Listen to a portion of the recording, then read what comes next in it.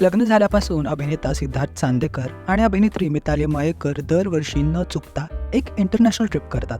आणि अशीच एक इंटरनॅशनल ट्रिप यावर्षीसुद्धा या जोडप्याने केली आहे. यावर्षीच्या ट्रिपमध्ये सिद्धार्थ आणि मिताली दोघेही इटलीला गेलेत आणि सध्या त्यांच्या सोशल मीडियावर ते या ट्रिपचे अपडेट्ससुद्धा देत आहेत. इटलीमधल्या वेगवेगळ्या सुंदर लोकेशन्सचे फोटोज आणि व्हिडिओज मिताली आणि सिद्धार्थ त्यांच्या सोशल मीडियावर पोस्ट करत आहेत.